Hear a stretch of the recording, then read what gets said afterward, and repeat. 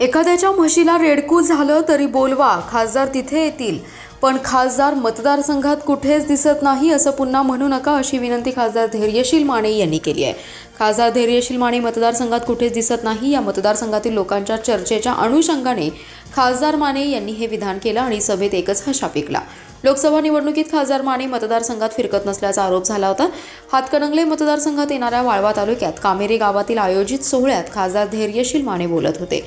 तुमच्या वाढदिवसाला येणार हे मी तुम्हाला दिल्लीत असताना सांगितलं होतं, पण आता परत खासदार दिसत नाहीत असं म्हणू नका। एखाद्या म्हशीला जरी रेडकू झालं तरी खासदाराला बोलवा, मी त्या ठिकाणी येईन, पण खासदार दिसत नाही असं म्हणू नका। ज्या ठिकाणी पोहोचता येईल त्या ठिकाणी मी जात असतो। आज 7 कार्यक्रम आहेत, त्या ठिकाणीही पोहोचत आहे असं धैर्यशील माने यांनी म्हटले। समाजाच्या प्रत्येक भूमिकेला कुठेतरी आवाज बनावा लागतो, काही वेळेला कटू सत्य देखील सांगावं लागतं। नेतृत्व फक्त गोड बोलणारं असू शकत नाही, प्रसंगी वाईटपणा देखील घेणारा नेता असावा लागतो। वाईटपणा घेऊन जेव्हा समाजाचं कल्याण होतं त्यावेळी ते नेतृत्व आणखी उजळून निघतं असंही धैर्यशील माने यांनी म्हटलंय। तुमचा वाढदिवस आहे त्या ठिकाणी येणार हे मी तुम्हाला दिल्लीत असतानाच त्या ठिकाणी सांगितलं, परत खासदार दिसत नाहीत बाबून तेवढं म्हणू नका।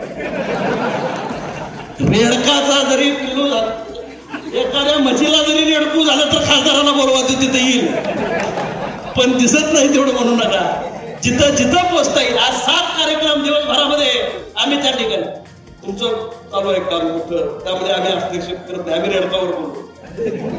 पण निश्चितच या ठिकाणी सांगतो, समाजाच्या प्रत्येक उणिवेला कुठंतरी आवाज बनावं लागतं आणि काही वेळा कटू सत्य सुद्धा सांगावं लागतं। निश्चितपणे नेतृत्व फक्त गोड बोलणारा असू शकत नाही, प्रसंगी वाईटपणा घेणारा सुद्धा नेता लागतो आणि वाईटपणा घेऊन ज्यावेळी समाजाचं कल्याण होतं त्यावेळी खऱ्या अर्थानं ते नेतृत्व आणखी उजळून त्या ठिकाणी निघतं। मी निश्चितपणे या ठिकाणी